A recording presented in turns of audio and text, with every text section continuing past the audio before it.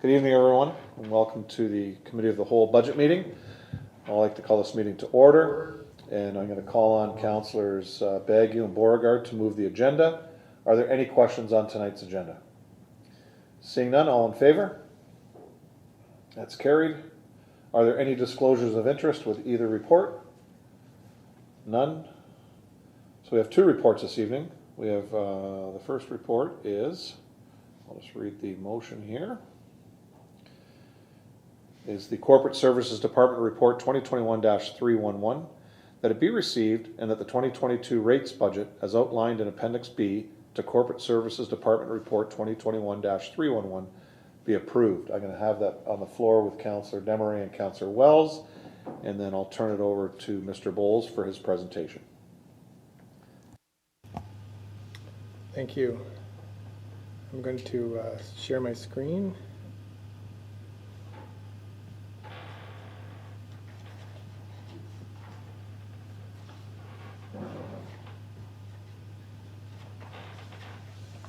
Thank you, Council. Tonight we'll take a look at the 2022 rate budget, and there'll be a secondary report to actually set the 2022 rates. Tonight is an opportunity for Council to ask any questions. I know Council members have asked a number of questions leading up to the budget and provided a significant amount of input. And as we go through here tonight, I'm sure there may be some additional questions. I've outlined the agenda, and I've also outlined a statement that I think everybody's gotten used to in the budgets going forward, is that staff do make a number of certain assumptions and estimates when putting forward these budgets. I think historically we've shown we've been pretty close, and we anticipate that moving forward, but I think the actual results may find themselves a little different than the budget numbers, just based on the fact that as we go through this, we're going to talk a lot about rain, we're going to talk a lot about weather events, and we're going to talk a lot about state of infrastructure. Move your iPad to your left, blocking the microphone. Oh, thank you. Did that help? There you go, that's perfect. Okay. Okay, so tonight's recommendation is that the Corporate Service Department Report 2021-311 be received, and that's been brought forward and put forward to Council tonight. So as we go through the budget, I think it's very important that we, first of all, spend some time just what's in this budget. And I know there has been some articles written about the water, wastewater rates and potential increases going into 2022. And just to remind anybody that may be watching, and for Council that's looking at the budgets tonight, we are proposing a 0 increase in water rates and a 0 increase on our wastewater rates, and we'll talk about that tonight on how we got there. On the storm sewer, we are looking for an increase. It'd work out to $11.50 or 10% per single family property moving forward in 2022. The budget as laid out, I think staff have done a great job laying out a number of new initiatives that can support the city and support the water, wastewater, and storm sewer programs. Our big movement this year is really trying to connect the city, and I think you can see the connecting the city model connects even into our linear assets around water and wastewater. You're going to see a couple things that we're going to talk about tonight. One is introducing new water and wastewater grants. Budgeted for about $25,000 in the water and $25,000 in the wastewater programs. We're also going to talk about pre-authorized payments and the introduction of a new virtual city hall model, which will allow people to do online billing. And staff are proposing a $25 incentive credit, so that way individuals that want to sign up for online billing will get the $25 credit. A little more specific on that, they get $15 we're recommending from water and wastewater, and if they also sign up for property taxes, they'd get $10 from property taxes, and that $10 would be serviced from the levy. This budget proposes that we maintain the guaranteed income supplement going forward grant, and if Council recalls, that was over a $200 grant for anybody that pays the wastewater charge in 2021, and we recommend we maintain that moving into 2022. Council's already approved this year over $7 million in water, wastewater, and stormwater projects. And as we get to the end of the slides, we've re-highlighted the number of those projects. And in addition to those projects that were recently approved, Council also has on the books, and Public Works has started Erie Street water project. Another question that I often get asked is there any new debt? Right now, there is no new debt, and I'm going to show you a slide tonight where we're actually paying down the debt by $290,000 for water, and on the storm sewer side, about $240,000. And maybe before we take a kind of a pause, in case there's any other questions on the kind of the start and the setup for this budget, I just highlight when we started the capital budget and we started the levy budget, we were looking at a consumer price index of 3.7%, and that consumer price index was recently reported on Stats Canada at 4.7%. And as we're building this out, some of these slides I'm not going to spend a lot of time on because we've talked about them in both our capital and levy budget presentations, but we are looking at a growth agenda within the city, and that growth agenda means new individuals that can pay for water and wastewater and can help spread the cost of the system. We've also identified our process and just setting up this budget. I think it's important, and I thank staff for being able to help us stick to the budget. This is my second round doing the water wastewater budget with the city, and I really thank the financial service and the public works staff that's made it possible to be able to bring this budget to you before the next year begins. And last couple slides, just setting up our budget and budget discussion tonight. It's discussing about our vision, mission, and values of the city. And as we put this together, we know that council set a big agenda to become an exceptional small town and to maintain being an exceptional small town, provide that experience in a big way. So strategic pillars that we also set out, the strategic pillars, I think the city spent a lot of time talking about them, and at the last council meeting we had an update on some of those. Those were all considered as we move forward, specifically value and discussions about future affordability. I think this is my last slide just on the process itself, just talking a little bit about the vision, mission, values. We considered the need to connect the community. We considered planning and building for growth. We considered the organizational flexibility, and we looked at the capital programs. And at the same time, we know that COVID-19 continues, and our Public Works Department continues to provide exceptional service with respect to the water and wastewater program. So before I move into the next couple slides, I know I went a little fast to go through the setup of tonight's budget. Maybe I'll take a quick pause and ask if there are any questions to that setup, and then we can start talking about the components. Do you have any questions yet, Ron? Councilors, any questions? I've got Beauregard, Demeray, Wells, Kalaloff, I don't see anything. Councilor Bagu, I don't see anything? No? Okay. Proceed. Okay. So this slide, and I know we showed this slide at the beginning of the budget processes when we started talking about capital and in the levy budget presentation. The water wastewater rates in the city of Port Colborne are higher on average than our local area municipality comparators. And our next closest in dollar figure, we're still higher than that as well.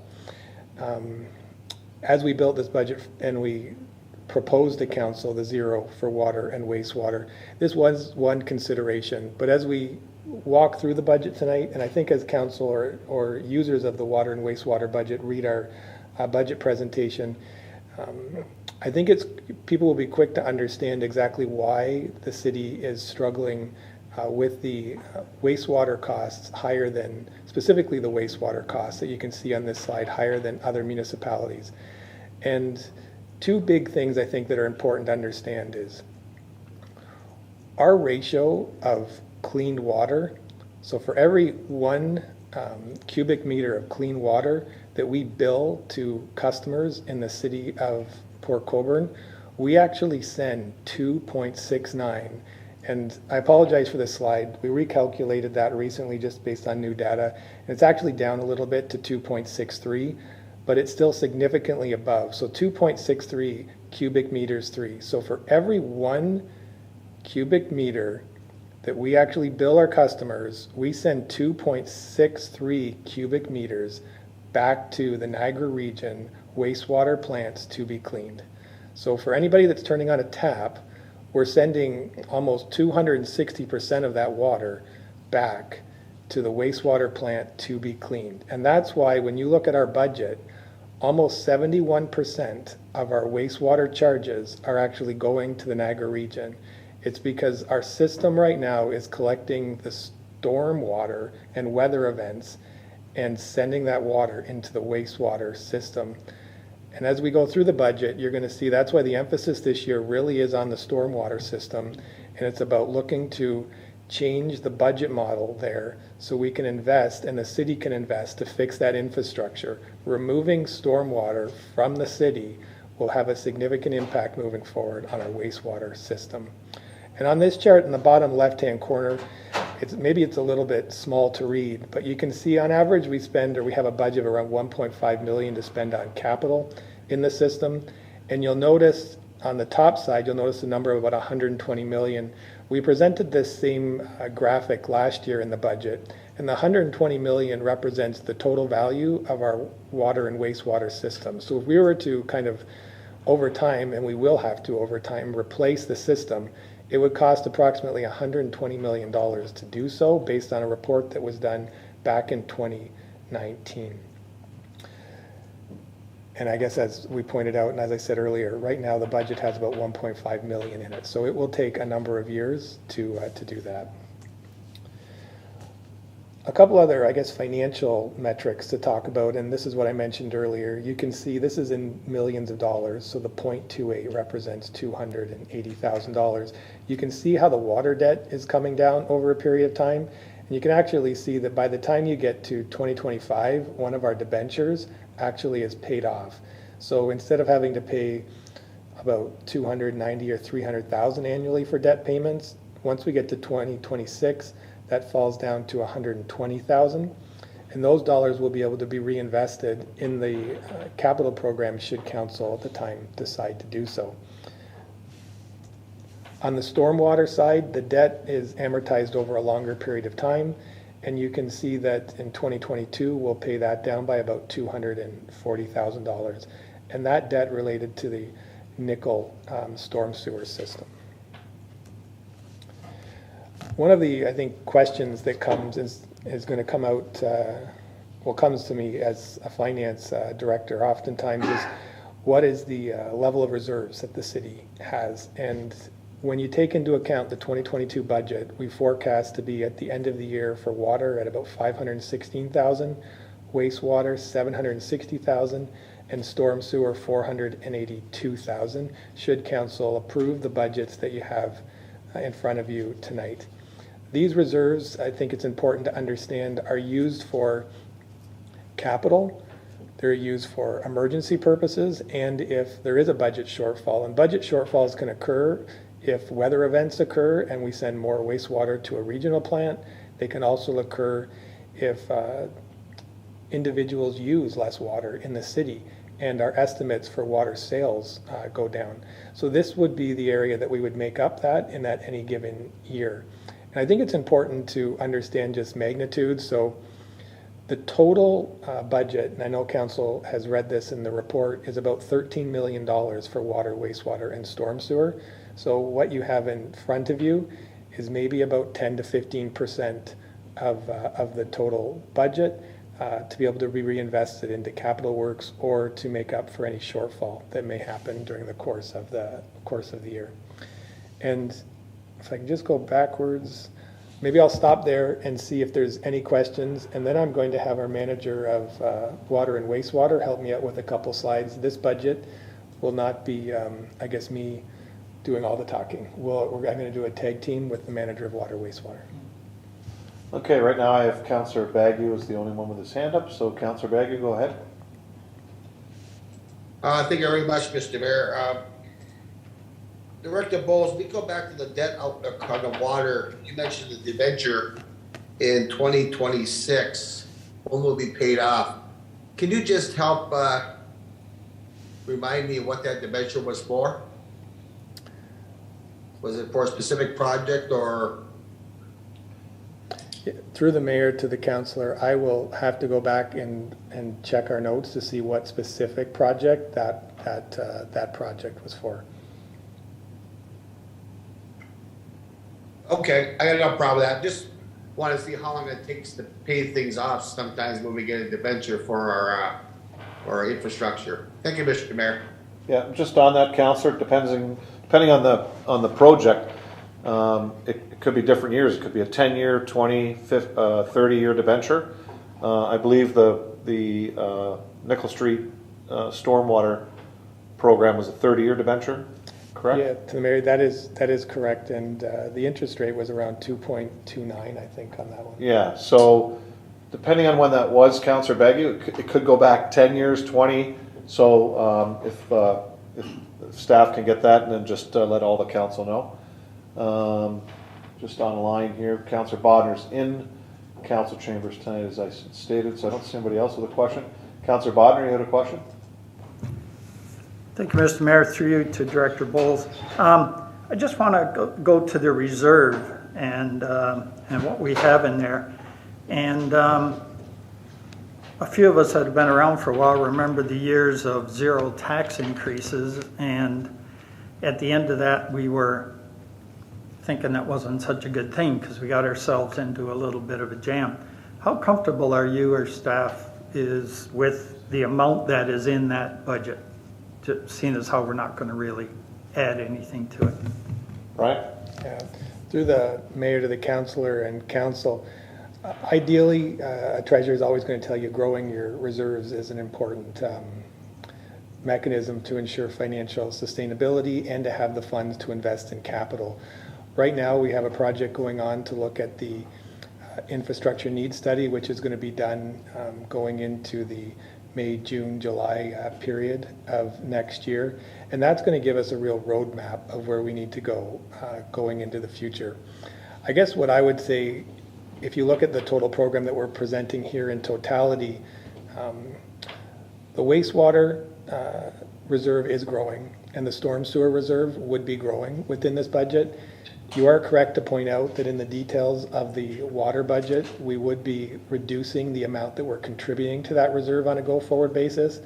But we'd also identify, I guess I'll identify as from a staff perspective, the city spent the most amount of money on the water program in the last number of years. And we've seen that, and I think we're going to show you that in a couple charts going forward, that the actual, our billing rate and water loss, our billing rate's the highest it's been in a number of years, and our water loss is the lowest for the water program. So as we've made some improvements, I think we can, or at least as staff, we would put forward that this is a prudent mechanism to concentrate this budget on storm sewers, because we know and we put forward that investing in storm sewers and getting the storm water away from our system will probably have or should have the biggest impact on our water wastewater system and to make for more affordable rates going forward.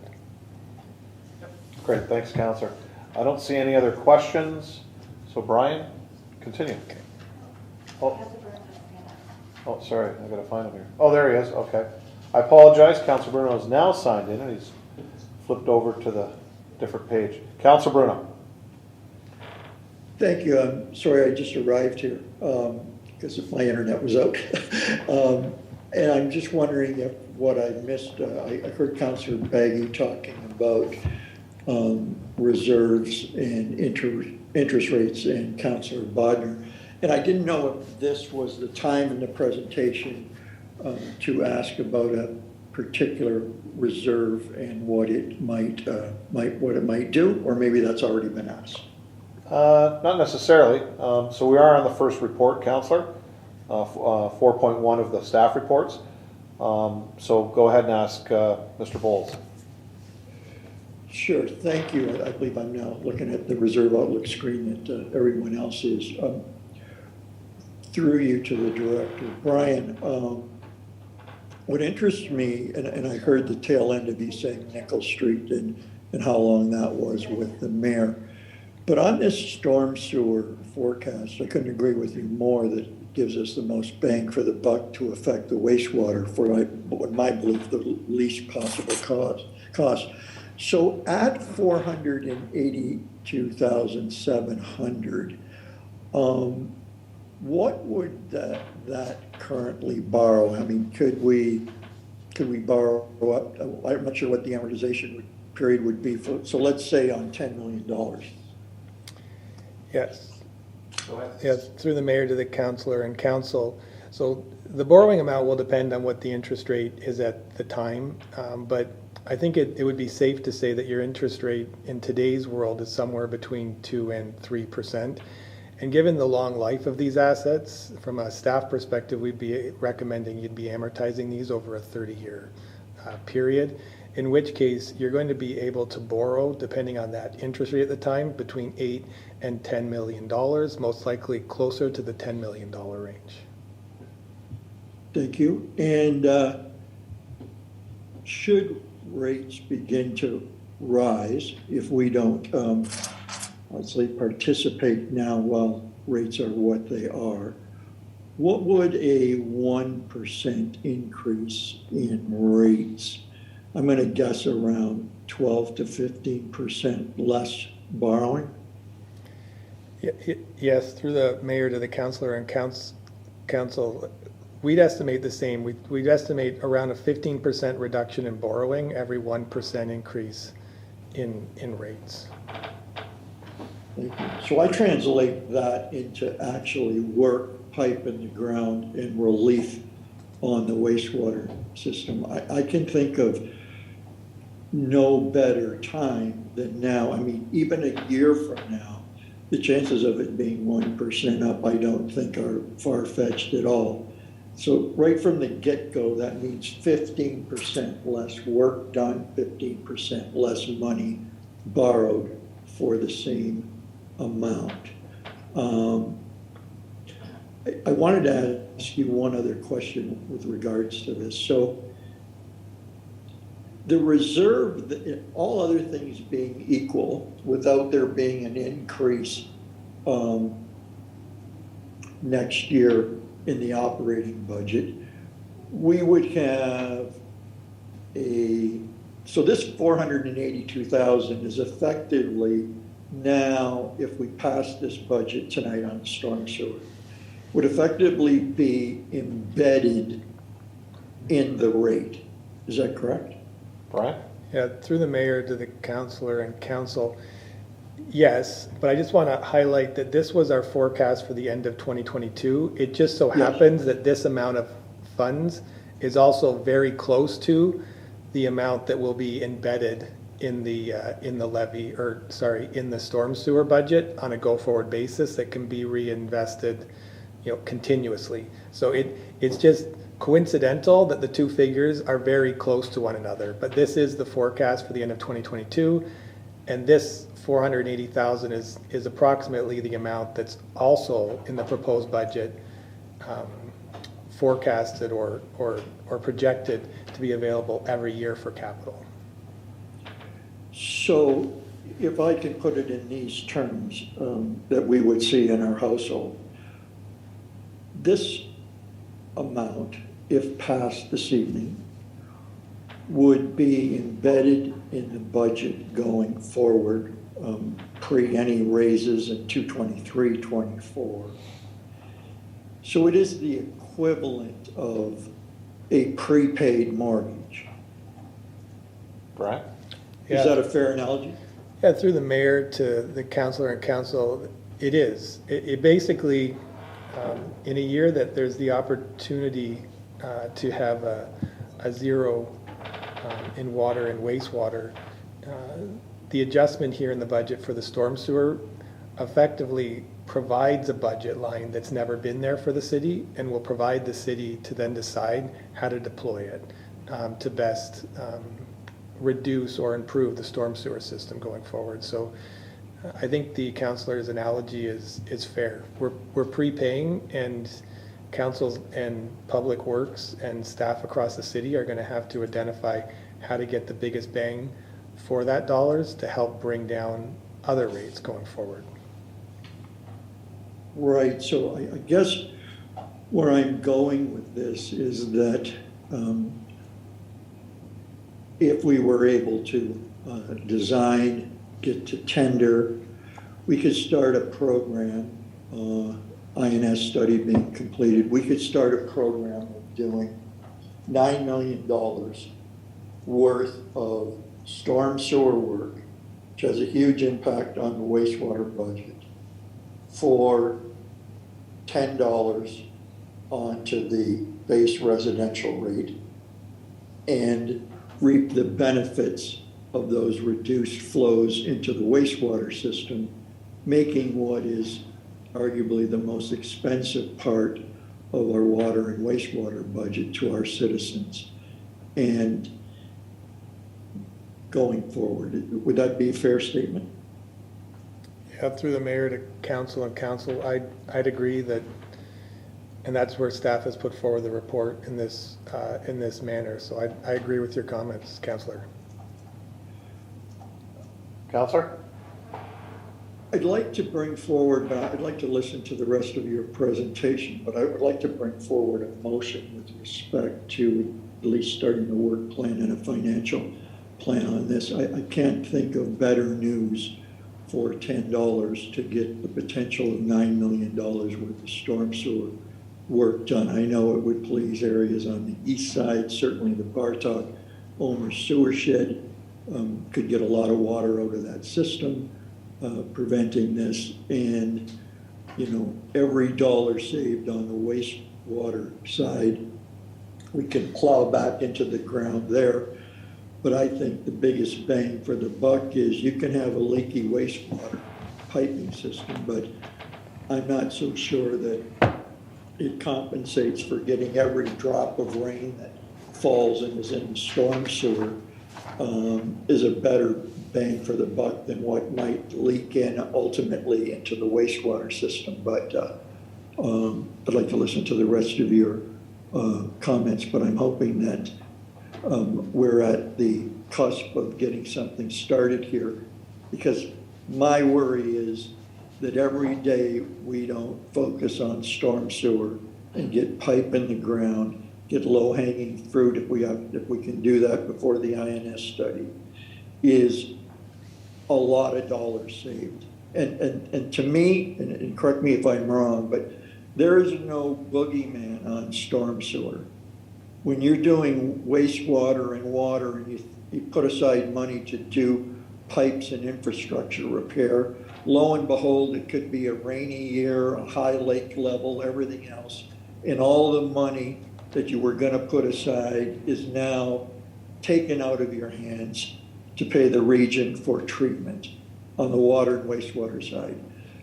To me, other than a pipe breaking and you have to fix an existing storm sewer, there's nobody we're paying an alternate bill to. There's no region involved. And to spend money there is, you can count on it going into capital.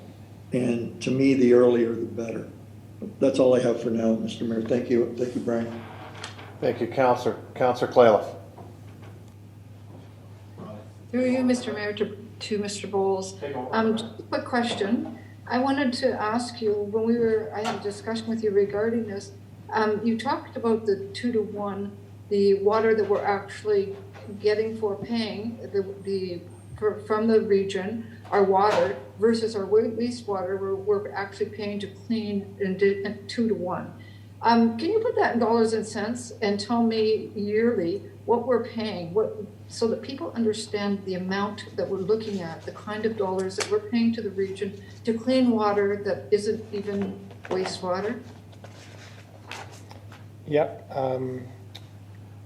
Thank you, Councillor. So through the mayor, to yourself and to the rest of council, I'm just jumping over to one of my schedules. Just bear with me.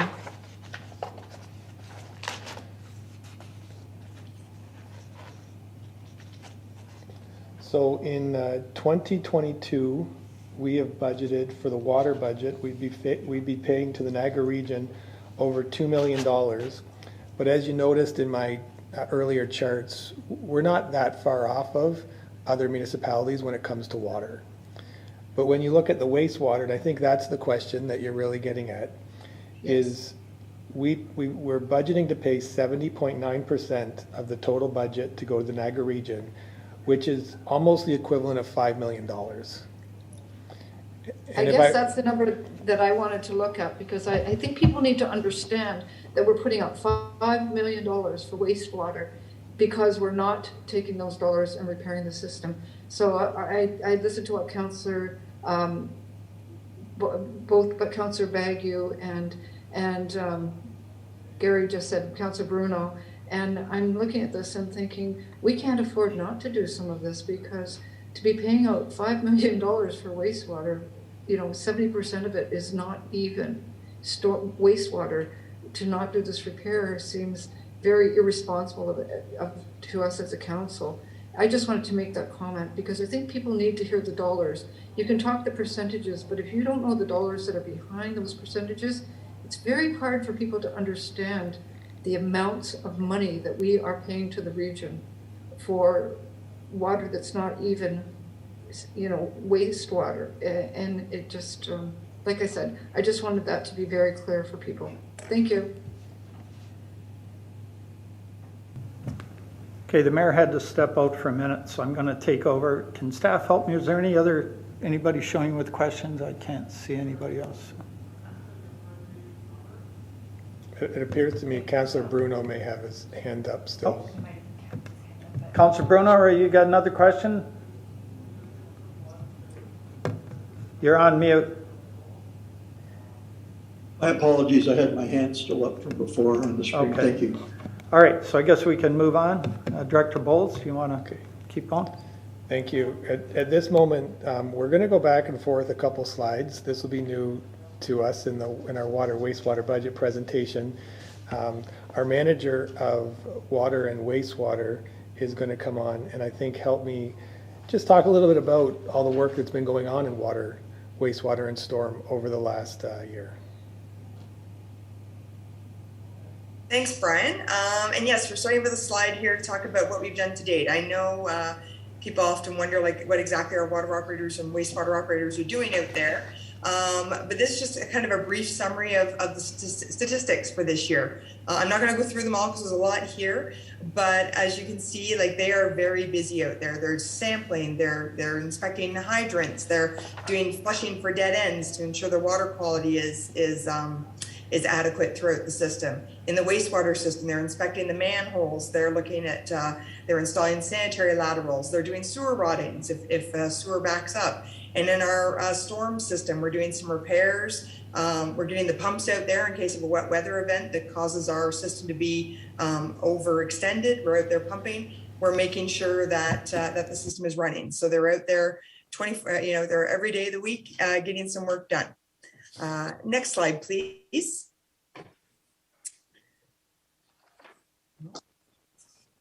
Please run on this. So there it is. So this is where the statistics that Brian was speaking about. I know this graph has come to council a few times over the years. We've had the ability to read all of the water meters in the city on a single day. Since June of 2017, we upgraded the water meters. So that gives us the ability to compare our monthly volumes to the volumes that are sent to us by Niagara Region, that we purchased from Niagara Region. As you can see, the red line is the purchases from Niagara Region. The blue line is the water that we sell to our residents. And those lines are getting very close, which is fantastic. In 2017, we billed 52.7% of the water that we purchased from the region to our customers. And as of the end of October, we have billed almost 69% of the water purchased from the region. So that is definitely from the efforts of our staff, being very careful with the water they're using when they have to flush the system to get the chlorine levels up. They're getting on the water main breaks quickly, getting them fixed right away, any service leaks. This is definitely due to their efforts, leak detection, listening throughout the system, and getting out there and getting the leaks fixed so that we can get those numbers even tighter. So they definitely need a shout out to accomplish that in a relatively short period of time. And as Brian mentioned, it's now time to really get focusing and turn the same attention over to wastewater. Next slide, please. Now it's Brian's turn. Yeah, maybe I'll give a couple of comments on this. So we had the graph on the last slide that showed how the water rates are coming in. we thought we would provide another water volume chart that would actually show you the actual numbers, so that way council had easy access to that. And council will notice that, and might remember that when we do the billing with the Niagara region and they bill us for volumes, they base everything on a 3-year average. So that's where we've also provided that information for council on their 3-year average. And what also is important about this particular slide is we wanted to highlight what percentage the Port Colborne bill of the total regional bill was. And you can see when it comes to water in 2017, we were about 5.3%. And because we've narrowed the gap and we've reduced the water loss, we're now down to about 4.6%, which is much more in line with our population, which is about 4.1% of the total Niagara region population. So a lot of good work happening on the water side to bring those costs in line.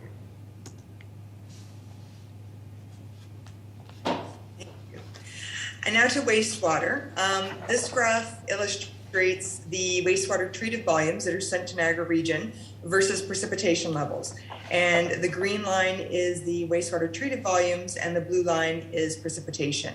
And this graph illustrates that inflow is an issue into our system. So inflow occurs when rainfall happens. It either gets in through roof leaders, foundation drains, sump pump connections, or even through deficient manhole structures. Basically, anything that allows rainwater to get into the wastewater collection system. That is what causes, that is inflow. And you can see there's a very good correlation, again, going back to 2017, a very good correlation with the amount of rainfall versus the amount of flow to the plant. We did notice, however, in 2018 and 2019, that this correlation was not as strong as in previous years. So we started looking at things like lake level. And that is the next slide, please. So your lake level is the yellow line, and this is the average centimeters above datum. So that's it's a number that that has been established as basically the baseline level of Lake Erie, and this is the number of centimeters above that. And you can see that in 2018 that level started to increase, and it was actually really high in 2019 and throughout 2020.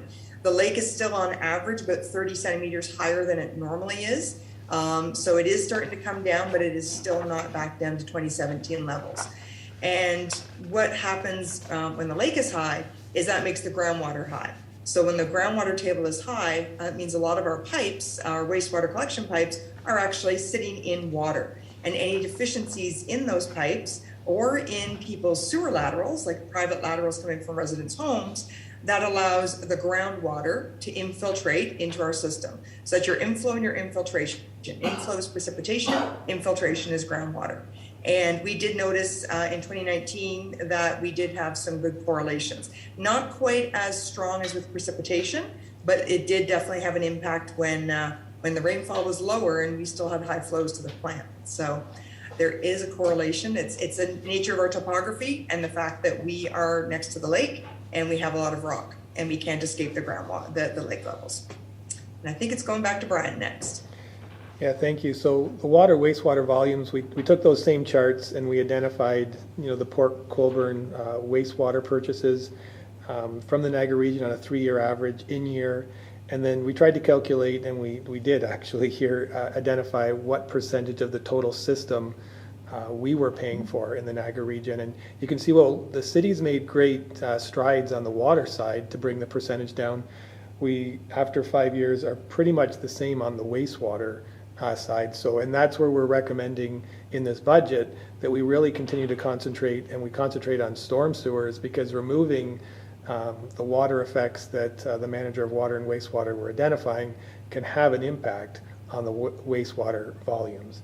And again, here we show that we're about 5.9% of the total system versus our population around 4.1%. So we'll show one more slide, and then maybe we'll just about some of the activity that's going on, and then we'll take a break and we'll talk about, we'll take any questions.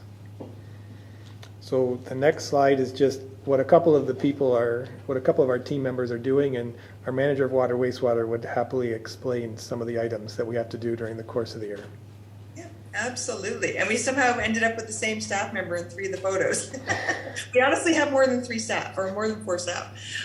So your top left-hand corner, our operator is checking the backflow preventer. This is the backflow device down at the marina, and that prevents any water, lake water from the docks getting into the drinking water system. So that device, there is actually 2 devices down there, and they protect the distribution system from lake water getting in.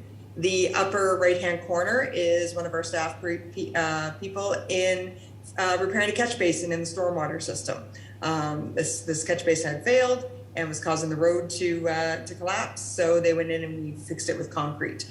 The picture on the lower right is a flushing station. We have 4 automatic flushing stations throughout the city. These are on dead ends or areas where we have issues with low chlorine residuals, and these stations are programmed to come on at regular intervals to ensure that the chlorine levels remain safe for the public. And then the lower left-hand corner is one of our operators checking the chlorine residuals, which are required to do on a weekly basis throughout the city, twice a week. So at that, maybe we'll pause, and if there's any questions, we'll do those. Thank you, Brian. Darlene. Councillor Wells. Thank you, Worship. Through you to Darlene, if I may. Darlene, you had identified on one of the slides that there's flushing of dead ends and new developments. Can you quantify the volume of water that we are using on an annual basis for that? And if you know it, do you know if any development charges are put toward those flushings for new subdivisions? Through you, Mr. Mayor, to Councillor Wells. We actually have one subdivision that hasn't been assumed yet and hasn't been developed yet that we are flushing water for, and they are paying on a monthly basis. We send them a bill for the water, the staff time, and the equipment being used as well. And if we have to do any microbiological samples, they also pay for those. So that was an agreement when they wanted to put it in service and without any houses being there. So they are getting billed for. And the water is actually fairly minimal. In the summer months, we'd use a little more simply because of when the water temperature is warmer, it doesn't hold the chlorine as well. And we need to flush more frequently. I think the total is less than 100 cubic meters. It's actually very minimal. It doesn't take a whole lot to move the water through the water mains. Councillor. Just for clarification, Darlene, that 100 cubic meters, that's annually? Yes, we've been doing it since the water main was put into service in January. And it's been about approximately 100 cubic meters so far. That's for the city in total, for all the dead end flushing as well? Dead end flushing is a little more. I don't have that number at my fingertips, unfortunately, but I can definitely get that for you if you like. Okay, I was just, my concern there would be just an optics. If we're flushing and we're charging for that added water into our system and this wastewater going out of our system, it was just to make sort of the perception that is not a very significant amount of water in comparison to what we actually bring into the city and put out of the city. Okay, thank you. Thank you. Thank you, Councillor. Councillor Baggett. Thank you very much, Mr. Mayor. I just got a question. We talked about a little bit about that Nickel Street project before, and it was before I was on council. Mr. Mayor, could you just refresh my memory what was actually changed in that Nickel Street project? Storm sewer lines. Okay, thank you, Mr. Mayor. So my question is there some sort of measurable success that we've seen from that project on these graphs, or no, it's not measurable? Darlene. Through you, Mr. Mayor, to Councillor Bagu. That project received funding from Niagara Region, and we are required to do post-project flow monitoring in the collection system. That is planned for next year. And then we will compare the flows in the sanitary sewer system in that area to the flows before the storm sewer system was upgraded. That's a condition of any of the CSO funding from the regions. You have to do pre and post flow monitoring.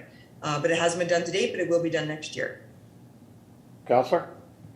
Okay, thank you, Mr. Mayor. Just, if council can maybe get that report when it comes in, I really like to know what our success rate was on that one project we already did, Mr. Mayor. Good, thank you. Thank you. Any further questions, Counselor Bruno? Thank you, Worship. I hadn't thought of it until Mark brought that point up. But Darlene, I think we all want to see that measurement and differential. But in the meantime, with lake flows up, and that being Welland Avenue and areas near the lake and groundwater, could that savings be distorted? In other words, the volume shows less, but it also could have been way more, because the one thing that wasn't constant was the lake level in that pre and post construction. Darlene? Yeah, through you, Mr. Mayor, to Councillor Bruno. There is a potential for that for sure. One of the things the region does look at with their flow monitoring is they want to see the peak. So they want to see if there's been a reduction in the peak flows in the sanitary collection system. That would indicate that it's not responding, you're not getting as much inflow from the rain. So they're not just looking at the total volume, they're looking at the baseline flows and those peaks. If your peaks are, my understanding is if the peaks are lower, that means you're definitely getting less rainfall in, and that's what they're going to be looking for as well. So it may not be a quantity per se, but it may be how the system itself is responding during a rainfall event. Great, thank you for that explanation. Okay, thank you, Counselor. Anything further, Council? Not seeing any. Okay, staff, Brian, go ahead. So getting into some of the details of our budget, a couple slides here and then we'll take questions again. And again, all these items are reiterated in the report, but this budget does change the allocation to between water, wastewater, and storm sewer with respect to how we allocate personnel costs. And a part of that has to do with new changes to regulations that are coming forward with storm sewers going forward. Historically, we really haven't allocated a significant or next to nothing in people costs to storm sewers, but we know on a go-forward basis we're going to have to because of this regulation, so this budget takes that into account. This budget also adjusts the chargeback model that we discussed and we reiterate in the levy budget, and it's just discussing about the levy charging back the rate budget for work that it does, i.e. through the engineering service or through the billing program, or whether it be for the use of facility or fleet trucks, etc. So those adjustments were all worked through. And it also provides an incentive or proposes an incentive to maintain the $25 for anybody that wants to sign up for the pre-authorized payment. And it also budgets to give $25 for anybody that wants to sign up for the new virtual city hall. And virtual city hall, as I mentioned at the beginning, will be presented to council on December 13th. And it's a mechanism, an online program that citizens can sign up to receive all of their tax, water, wastewater bills, as well as access assessment data, all online. So the benefit, I think, is going to be, it's quite significant and it's beneficial to residents to consider it. We know from an administrative perspective, it is a savings if we can move people to the online registration system for their billing. And for that reason, we are proposing the dollar incentive. And as identified at the beginning of this presentation, our $25 is actually $15 for the water wastewater to sign up, and it'd be $10 for the levy. And the levy component is not budgeted here, it's in the levy itself. So the other couple items are, there is a real push to do more in the wastewater program moving forward, as well as for storm sewers with respect to regulation. And because of that, this budget does include an additional FTE as a water wastewater operator and a seasonal water wastewater operator. It would move the total water wastewater and storm sewer group from 13.12 to 15 FTEs on a go-forward basis. The other items included in this budget is software update with respect to our water billing system. That will cost about $5,300 on a go-forward basis as we're moving to the cloud system for that. And then the last one is program changes with respect to a water service and a wastewater lateral replacement grant program, which our manager of water wastewater is going to explain to council in detail. And I suspect after this is introduced, we'll take a pause and we can talk about any of the adjustments that are proposed in this budget. Thank you. Yeah. So yes, so we proposed a water service and a wastewater lateral grant replacement program for our residents. So our proposal is that we would provide $1,000 grant for a water service replacement and $1,000 grant for a wastewater lateral replacement, and then a loan. So $2,500 for water, $2,500 for wastewater. So potentially, if a homeowner had to replace their water service and their sewer lateral, they could have $7,000 towards the cost of doing so.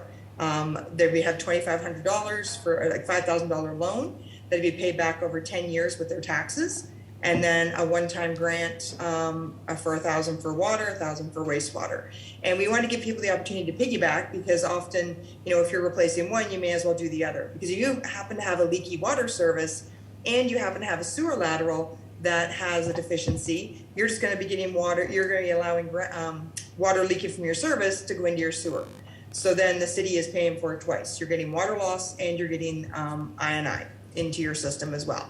So we wanted to prioritize, in speaking with some of the councillors, that the first intake would be for property owners located in a water main or sanitary project area, and or where we're completing an I&I project. In the capital budget, I had requested that to apply for funding, for instance, to do an I&I project in the Clark area. So if that project came to fruition, then we would give people on the Erie Street area, because we're doing a water main project there, and the people in the Clark area an opportunity to apply for this grant. And then we'd open it up to the entire city. So we'd have a deadline like maybe for July. They wouldn't necessarily have to do the work by then, understanding that, you know, for instance, with now, mind you, hopefully the Erie Street water main won't take until August or whatever. But if they weren't able to, you know, if they weren't in their area until after a certain point, then they would still be able to basically speak for or be approved for that grant. So they would be able to receive it, and it would be allocated towards them. And in speaking with our treasurer, we would also not turn anyone away. If we needed additional funds, I think we've put in for maybe 25,000 for each, so 25 homes. If we had 50 homes, we're gonna help them out, because this helps us with water loss and it helps us with I&I as well.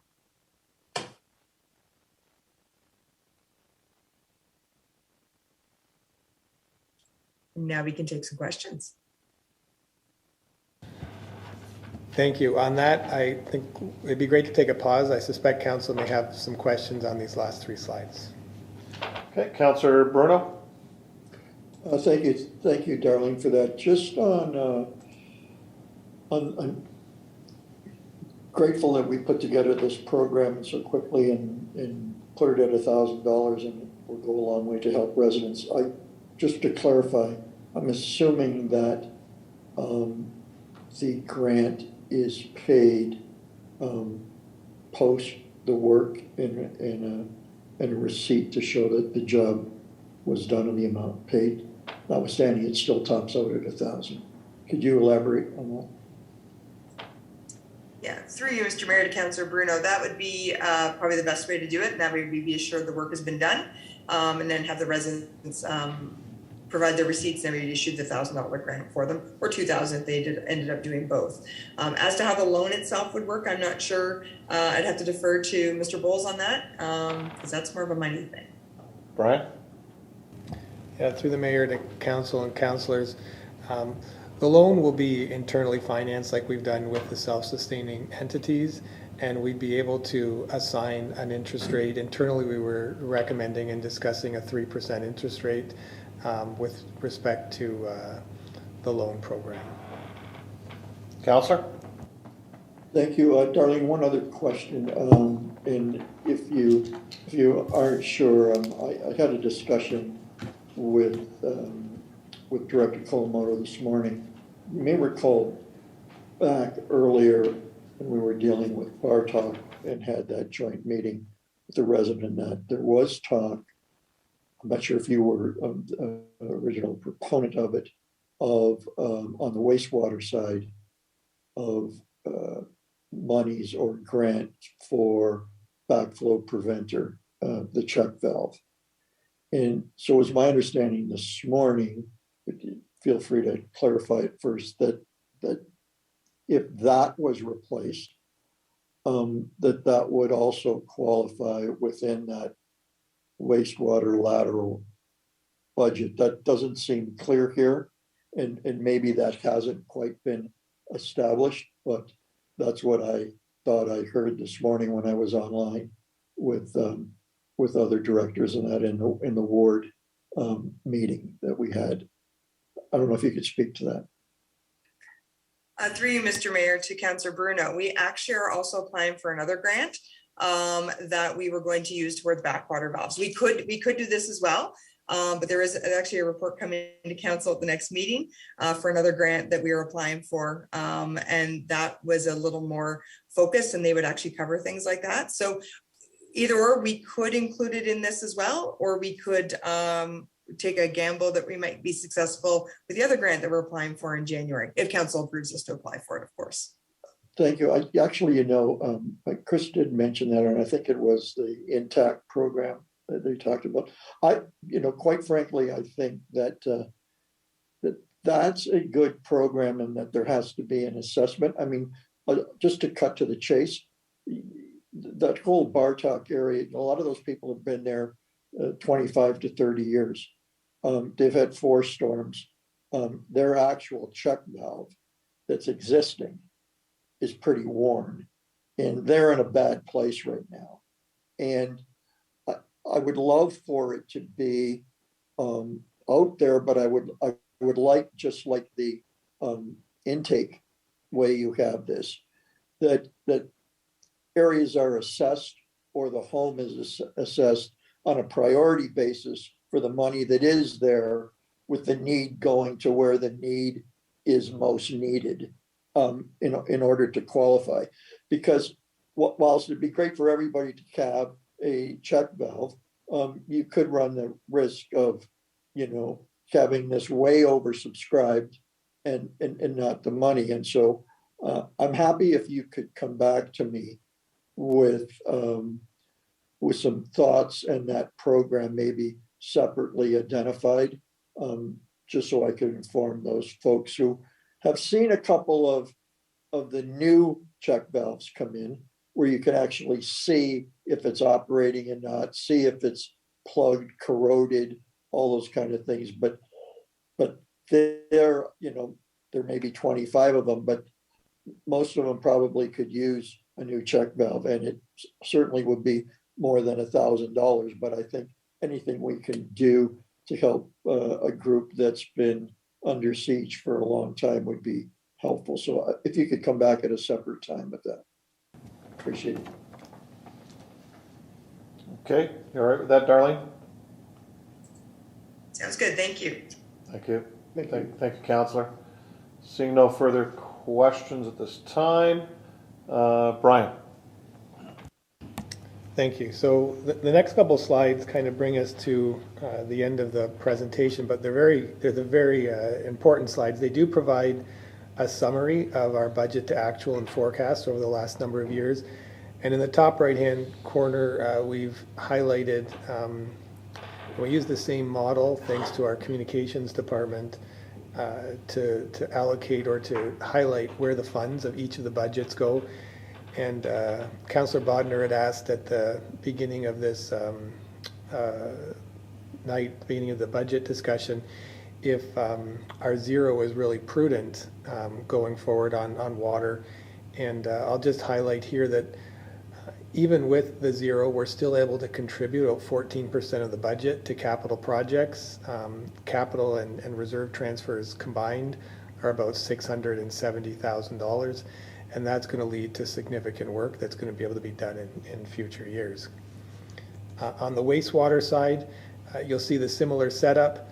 But you will see if you look back into previous years where there was actually reserve transfers, there was no money going into reserves to be able to be reinvested in capital, and they're actually negative. And that is what caused the 2021 adjustment to the wastewater rates, because as the region figure increased over time to be able to pay to clean wastewater, our billing rates didn't keep up. So this budget here as presented will allow for about 10% of the budget to be moved into capital on a go-forward basis for wastewater. And you can see the historical trends here. And then the last one is stormwater, and you can see the big difference between the stormwater budget and the other budgets is that about a third of the budget, as presented here, goes to servicing the debt of the Nickel storm sewer project, which is why this year's budget really focused on the stormwater and adjusting the budget to be able to put dollars into new capital projects, into new storm sewer projects on a go-forward basis.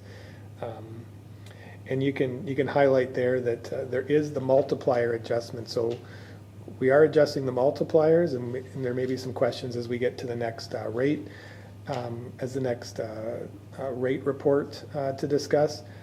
But by and large, and as we identified at the beginning of this presentation, the average homeowner will see a 10% increase, but that works out to, I think, $11.55 to the average homeowner on an annual basis. And if we do that increase, we will be able to reinvest in the capital program of storm sewer.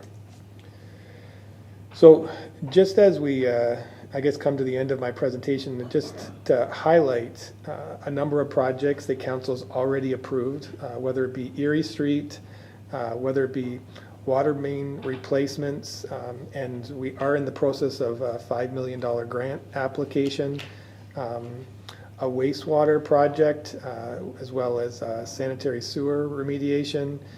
We're in the middle of the $1 million grant application on that. There's the Clark Area Inflow and Infiltration Reduction Program.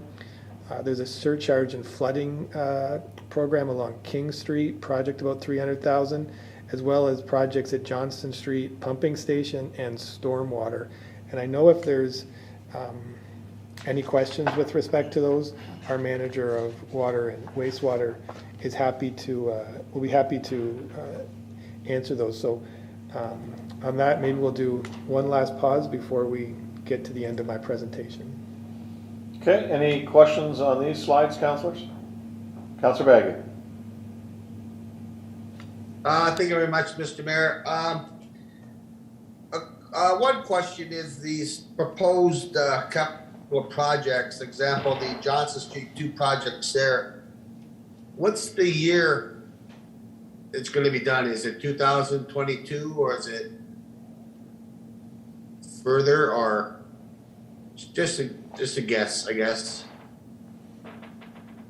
Yeah, through Mr. Mayor to Councillor Bagu, yeah, it will be in 2022. We're actually talking with some consultants right now to get some ideas on approaches, and then we're going to be hopefully going out for tenders or quotes in the new year, early in the new year, so we can get the work done at Johnson Street.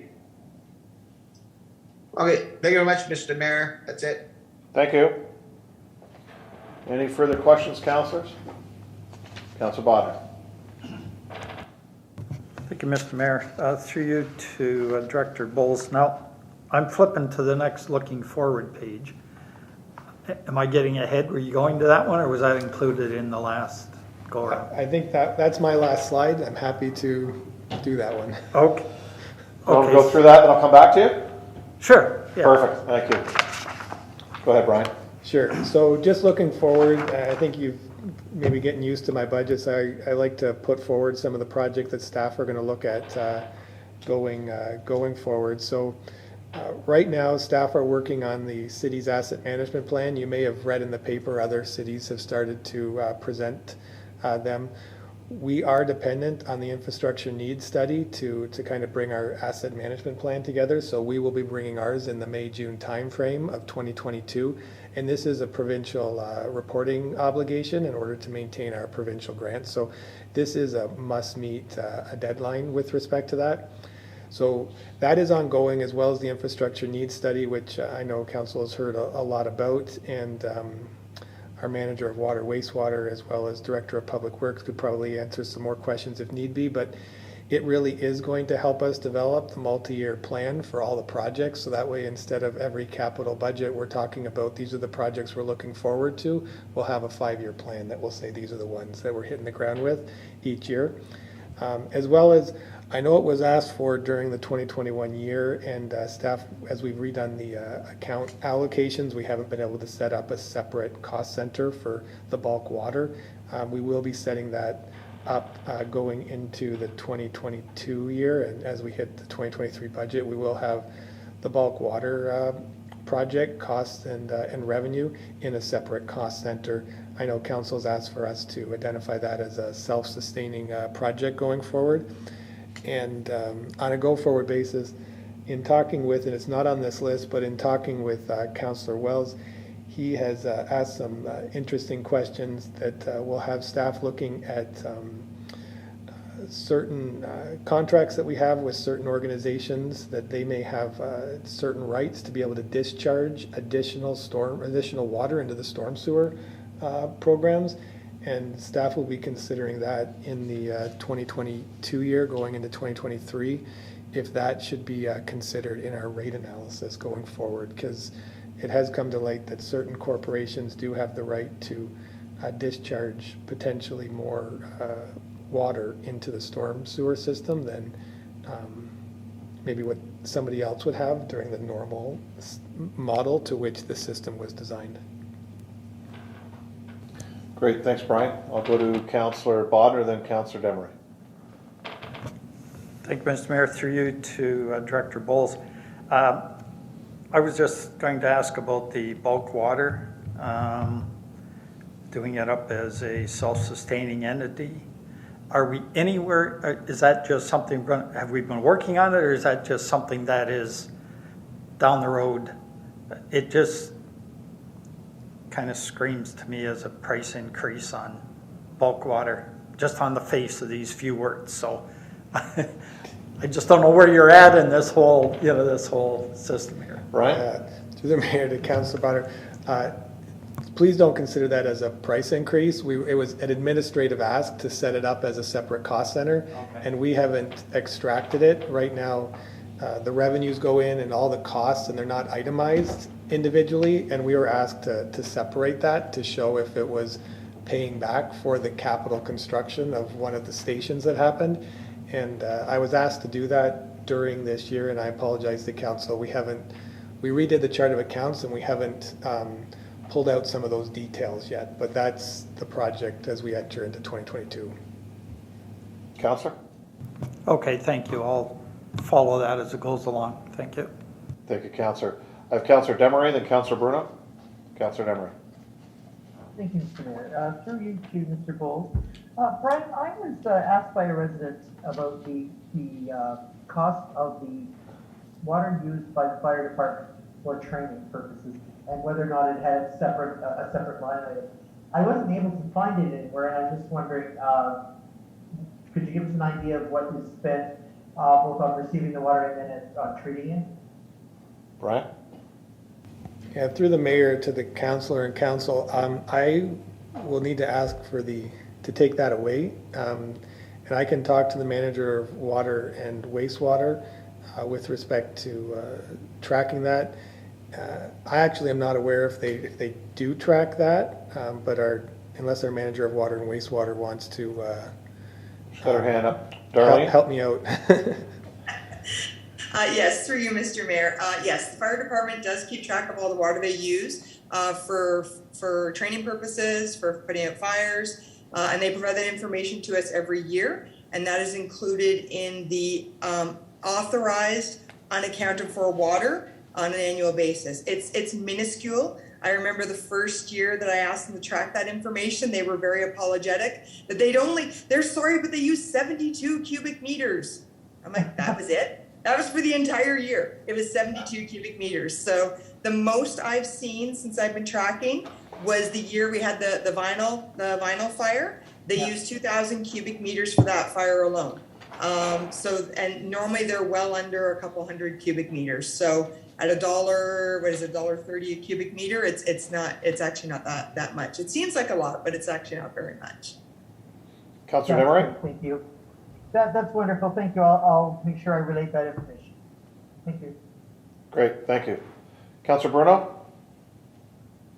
Thank you, Worship. Just when I read bullet 2, as I mentioned earlier, I wanted to put forward a motion, and I can wait till the appropriate time in the meeting when we're talking about going forward. But whilst I completely understand that the bulk of creating a plan necessitates the INS study, so I have no problem with that.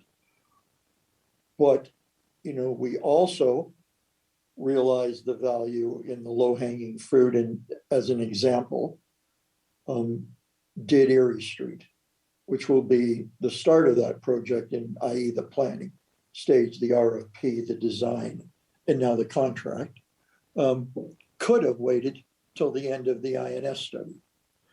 To me, in Brian's report here tonight, it talks about every day is budget day. Well, I think on this water and wastewater, it's our sort of holy grail. And to me, every day delayed is a lost savings day. And I don't know, there won't be a way to calculate what doing Erie Street 6 months or a year earlier would save.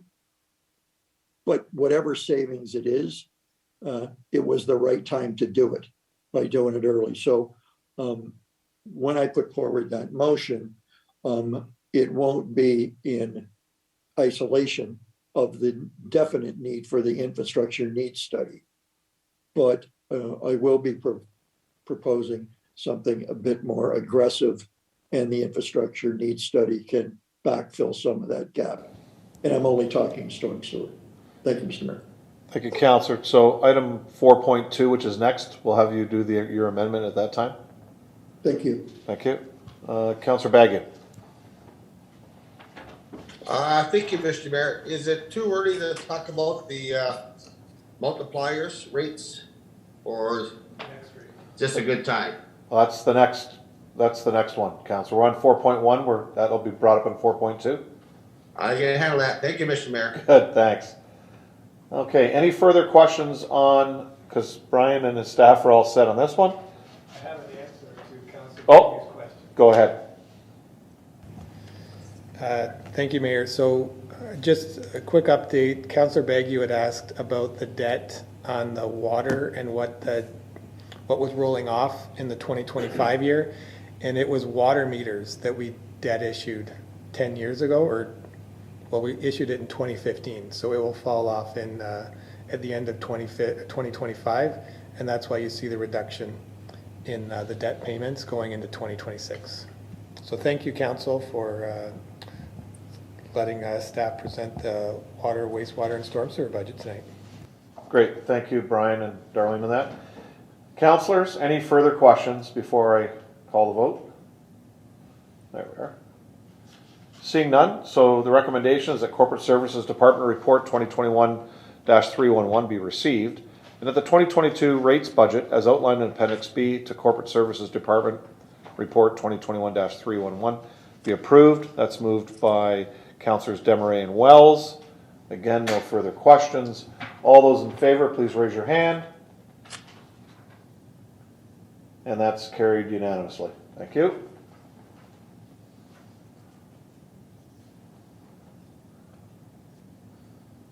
Okay, on to item 4.2.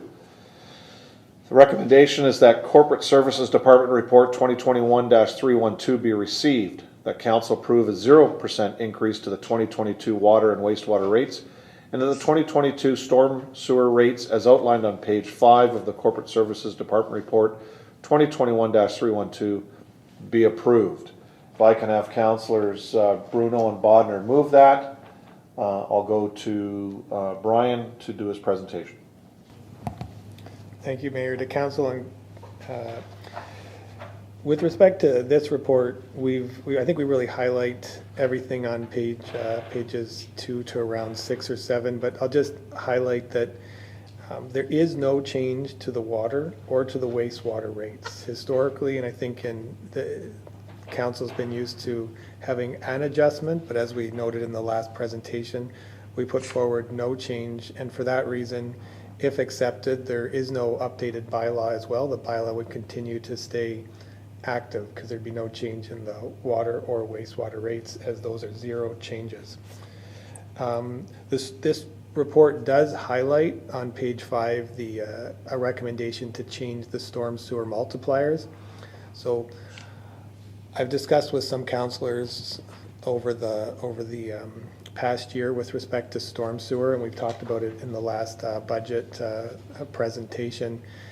Storm sewer is a mechanism to remove the I&I that's occurring within the city, and the recommendation with respect to the budget is to invest more into storm sewers. And now to do that, we are recommending an $11.55 increase to the single-family properties, which is 10%.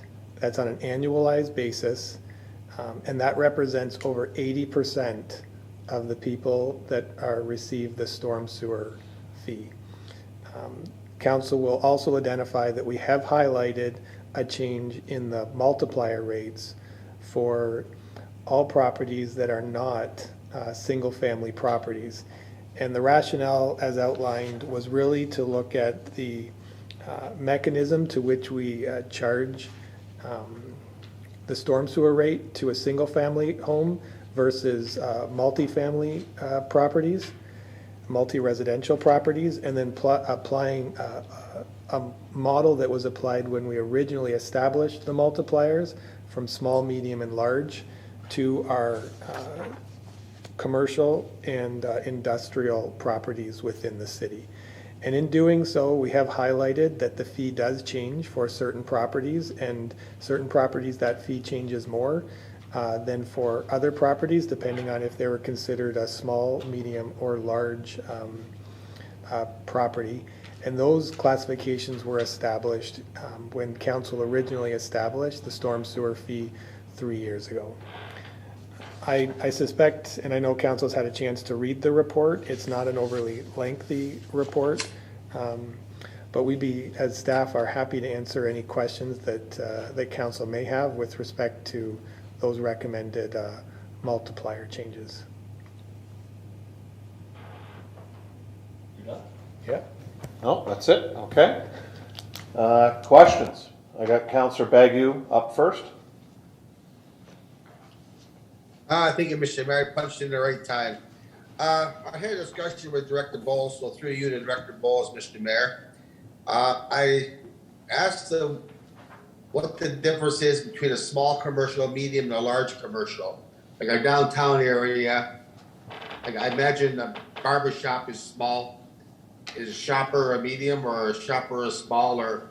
So I'd like to ask Mr. Bowles that question, Mr. Mayor. Thank you, Councillor Brian. Yeah, through the mayor to the councillor and council. We did take a look at that because these categories were established, as noted, back around 2019 when the fee came in.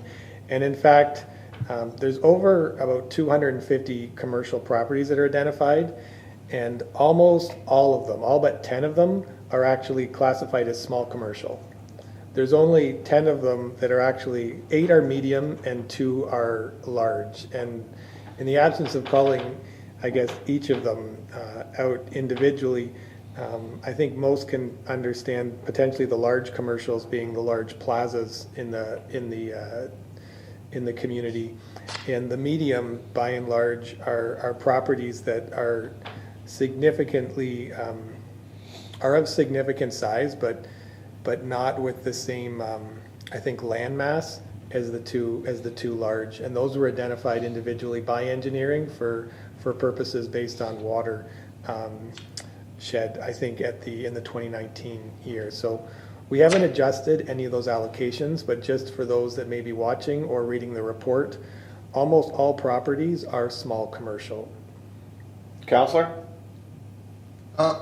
Thank you, Mr. Mayor. Appreciate the answer from Director Bowles. My next question is exemptions. Can I bring that up now, Mr. Mayor? Certainly can. Oh, thank you very much. On page 7 of this report, it's asking council to approve exemptions for all Niagara regional housing, Gilpin Manor, et cetera, et cetera. And I had a discussion with Director Bowles. I don't know if, I'm not against affordable housing. Everybody should get that straight. I'm just questioning, please correct me if I'm wrong, these people pay their rent according to how much it's a percentage of their income, I guess, per month. Am I right on that, Mr. Director Bowles? Brian? Yeah, through the mayor to the councilor and council, with the Niagara Regional Housing Programs, I'm not going to try to speak on behalf of Niagara Regional Housing, but they do have mechanisms which have rent geared to income and model within their subsidy and or support programs. So the individuals in these would have the opportunity to have some sort of support within their living or financial accommodation costs. Counselor? Thank you, Mr. Mayor. So in talking with Director Bowles earlier last week, I think the total cost, he mentioned the total cost about $6,000 a year at the present time.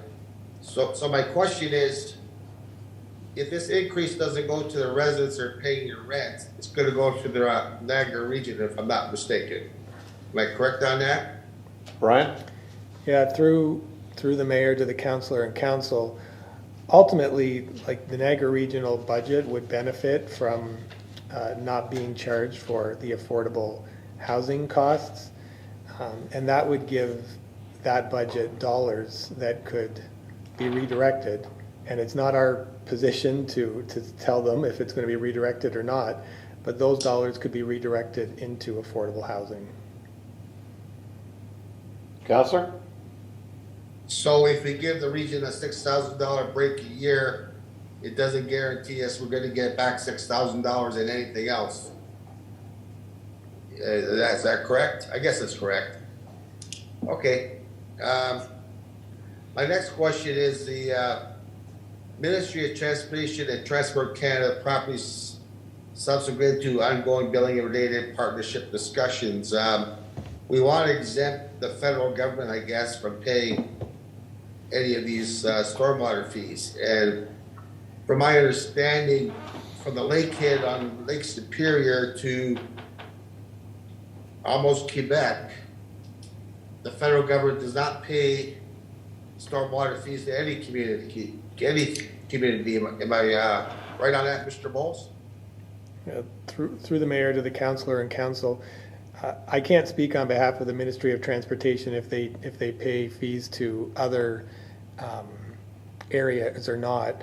I will identify that we have had some conversations with respect to their payment here, and this report ultimately recommends that we do exempt them on a go-forward basis.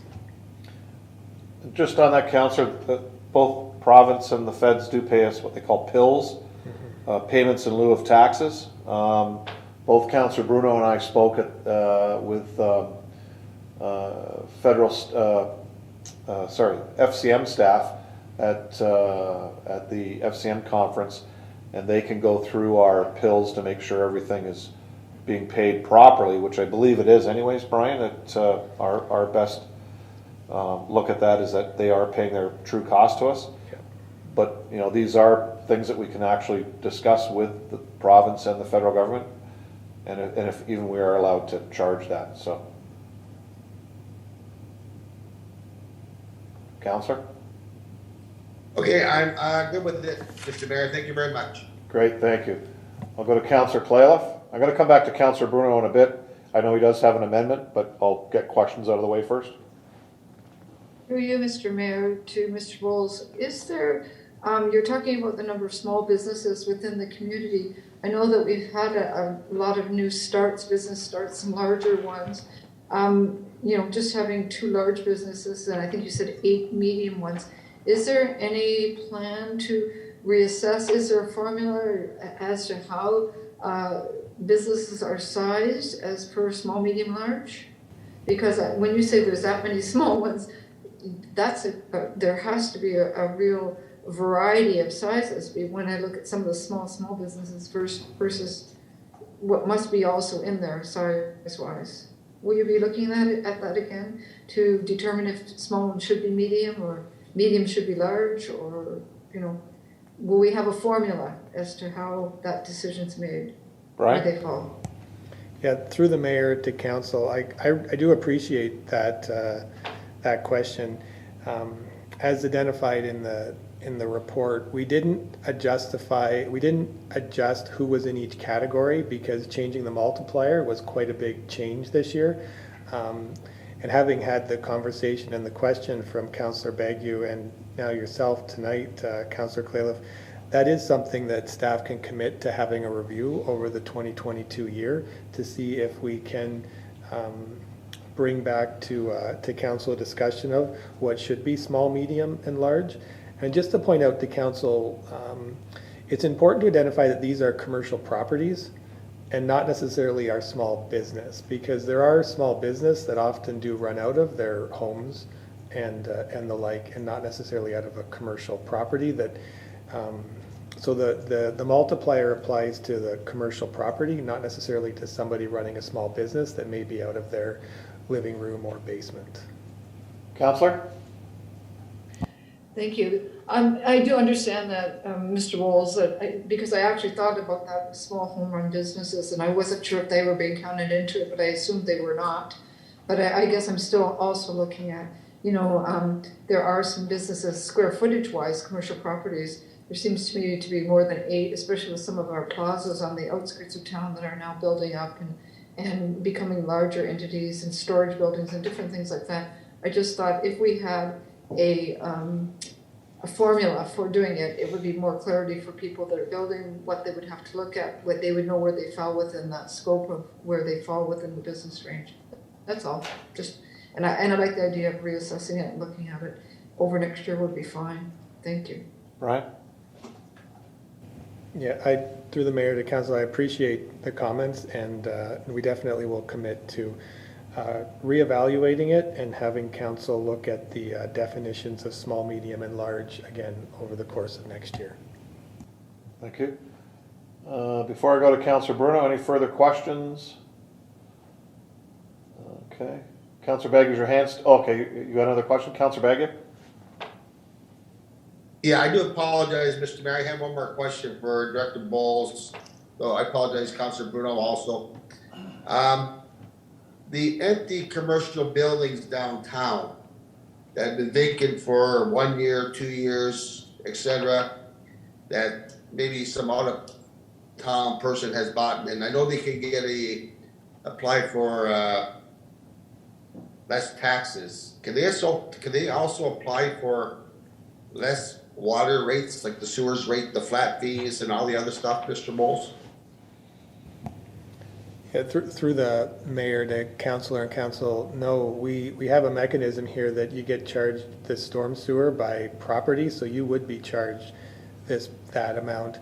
And councilors have brought this up, including yourself, in the past couple of months, and staff are internally discussing and have reached out to some other municipalities that have done some unique discussions on billing to help ensure that vacant buildings are brought back into service when they can. So staff are looking at it and do hope to talk to council about options about that in the 2020 year. Councillor? Thank you very much, Mr. Mayor. I'm done. Councillor Bruno, nice to see you. Great, thank you, Councillor. Seeing no further questions from other councillors, Councillor Bruno. Thank you, Mark. I guess we're really, to back up why I asked those leading questions about interest rates, I'm just worried that we're going to lose the battle of time and that we won't get pipe in the ground if we don't act quickly. I think we all know going in the last 4 or 5 years that water and wastewater is our biggest obstacle as a community, and we only have to look at how we stack up against others. And so I'm hoping that we can walk the talk tonight by putting some urgency behind a plan. And so my motion is for council to direct both engineering and corporate services directors to aggressively to come forward with an aggressive joint stormwater work plan and financial plan for the first council meeting in February 2023. And Mr. Mayor, if I could just add a comment about that. I know we're already looking at the INS study, but this is to me a matter of probably the most important issue facing us as a community. Every day we can get to design, to construction, or to borrowing the money and get through. And obviously all this is predicated on the approval of the rate. But if we pass the $11 and I can't remember what the exact number was and change rate, we will effectively have prepaid borrowing to do up to $10 million worth of work. I don't think there's a better time than now to get rolling on this, and I'm sure there are things on a phased basis we can do that can complement the INS study to come. But I think it's just important to get this going, and the sooner the better. So that would be my motion, Mr. Mayor. Thank you, Councillor Bruno, and Councillor Bodnar has agreed to second that amendment. So we're speaking on the amendment, Council. So in essence, what Councillor Bruno is asking for is a report to come back to us in our first meeting in February with a plan through both Mr. Bowles' department and Mr. Kalamoto's department, outlining the work moving forward so that as we move into next year that we can get things moving as soon as possible. Mr. Bowles, any comments on that amendment? Yeah, through yourself to council, like from a financial perspective, certainly support the amendment. It creates an opportunity for staff to come back and keep the momentum going. I will point out that the INS study is a key driver on that, and I think that the Director of Public Works just might point out that February might be a little aggressive.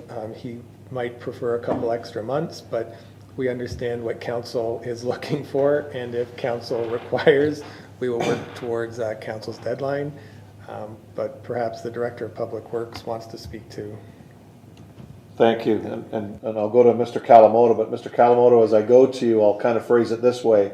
As we move forward with this amendment, if it's passed by council with regards to a work plan, I think we all understand that, you know, you're really going to be starting to look at low-hanging fruit, and then as the I&I report comes forward, you know, those projects will be added that time as those projects are known by that study that's going to be done. So in essence, you can start with a project plan for us, I would believe, that we can look at in February, knowing that there are going to be certain works that can't be scheduled at that time, but that you know that through the I&I that whatever comes forward, you'll be bringing that to council as soon as you can.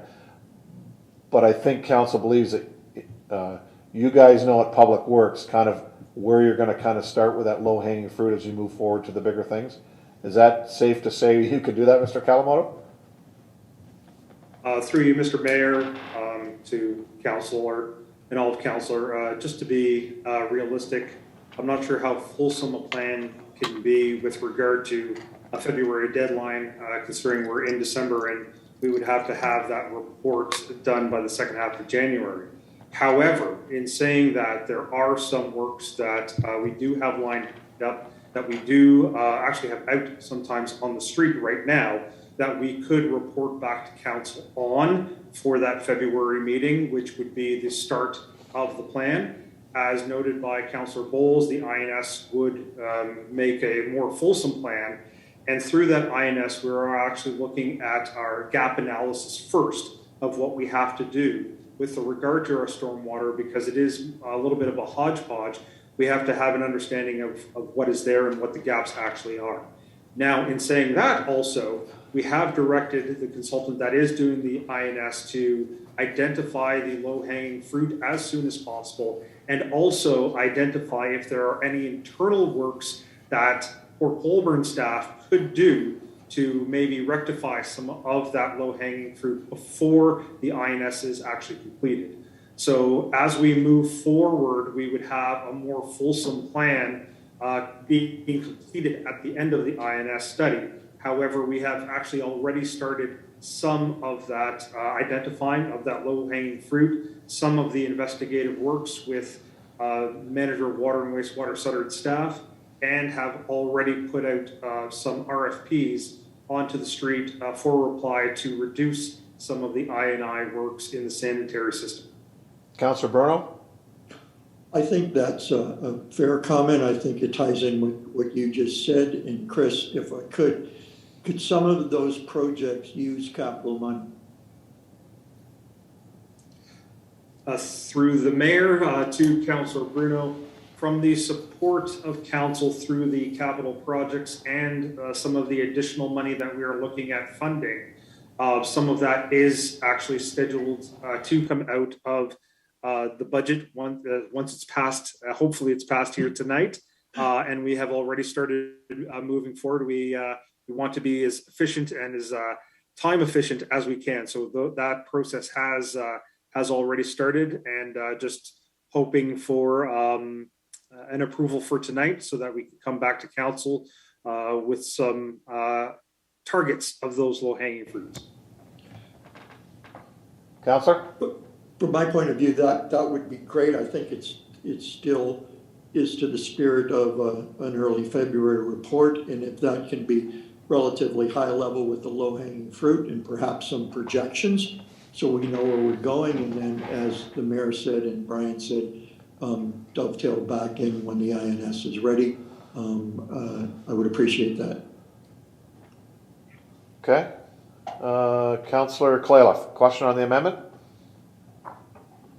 Through you, Mr. Mayor, I'm not sure if this goes to Gary, but I'm just wondering, with looking at this and doing it from a very high level, could we go forward and look at borrowing the money now so that it's in place, because rates will be going up? I think we all know that, and the sooner this money could be secured, we'd have it in place so that as the projects became available, the money will be there to do it. So I don't know if we need to add that or if that's in Councillor Bruno's. I know he's saying about doing it, but could we make that part of it, that we do go ahead and look at borrowing the 10 million so that we have the money ready to do these pieces as they come into play? Mr. Bowles? I guess I was hoping that would be in the February 1st meeting report from Brian, but sorry. Yeah, let's go to Mr. Bowles. I think he'll have the best answer for that. Yeah, through the mayor to the councillor and council. So, municipalities are kind of an interesting beast when it comes to borrowing funds. We do have certain regulations we have to follow, and one of them is we do have to identify the project as we put forward, and we do the borrowing through the Niagara region. So their borrowing cycle is normally in the summertime, and then they have a borrowing cycle in the fall of each year. So putting together a project plan in the February, and then as the INS comes out into the June, July, we should be able to work with the Niagara region and borrow at that time. Regardless, we are ultimately on their schedule, and we would be looking towards a summer or fall debenture if the projects warranted the funding. But I guess the fundamental comment is we need to identify the project in order to identify it for the borrowing, and that's a requirement for us to borrow. Councillor Clayliff and Bruno, are you okay with that? Yes. Great, thank you. Any further questions on the amendment? Mr. Kalamoto. Through you, Mr. Mayor, I just also did want to point out, as you saw from the previous presentation, that staff currently do have $9 million worth of capital projects to work on for water, wastewater, and stormwater, which is quite a large number for staff to take on. And so that we do have, as I mentioned, some of them with regard to I&I and stormwater within that $9 million, which we are already working on or working towards. again, with the support of council. So I just wanted to note that, and that would pretty much fill up our physical works with regard to 2022, and then move on with the completion of the INS and the 2023 budget, as we did request the consultant to have that completed for our 5-year capital plan, which was mentioned by Director Bowles, going into the 2023 capital deliberations for budget, which we're hoping to do in about 7 months' time. Great, thank you. I'm going to have Councillor Bruno? Right, I guess what I wanted to reemphasize is that my early request for something on the table was, though, to deal with only the stormwater portion. So I'm aware that you have that, and the INS study will backfill a lot of that. And I'm okay with that going on that stream and that full plate. I just want to deal right now with stormwater and an early view as to how to fill that project gap and time and what time it will take. And so that's the kind of stuff I'm looking for in early February, just to rest everybody assured of that. Okay, Mr. Kalamoto, you're fine with that? Through you, Mr. Mayor, I appreciate the clarification. Great, thank you. Madam Clerk, do you want to read the amendment back, please? Okay. That the Director of Public Works and the Director of Corporate Services work together to create an aggressive work plan and financial plan for stormwater, and that the staff bring that forward back to the first meeting in February 2022. Okay. Seeing no further questions, I'm going to call the question. All in favor, please raise your hand. That's carried. Thank you, Council. So now we're back to the motion as amended. Are there any further questions? Okay, we're voting on the motion as amended. All those in favor, please raise your hand. And that's carried unanimously. Great. Thank you. So there's no correspondence, there's no presentations, there are no delegations, there's no information items. So on behalf of council, staff, Mr. Bowles, Mr. Kalamoto, Mr. Sutter, great work tonight. I think this is an aggressive budget, even though it is at zero. There is aggressive components to this. You know, this has been a long road that this council has taken the bull by the horns with regards to both water, wastewater, and stormwater projects, and trying to get these bills down within this community. You know, back in 2018, I think we discussed when we're knocking on doors, you know, there's going to be a little bit of short-term pain for long-term gain. And I think with the charts that we saw tonight, through this presentation, that we can see the fruits of our labor, and we can start seeing the light at the end of these tunnels, that rates can start coming down. I think this is a good start as far as stabilizing these rates for 2022. So I really congratulate staff, but I congratulate council for the direction that they've given staff and how we've worked over the last 3 water budgets with regards to moving forward. So again, staff, thank you on behalf of myself and council. And at this time, I'll adjourn this meeting. We are adjourned.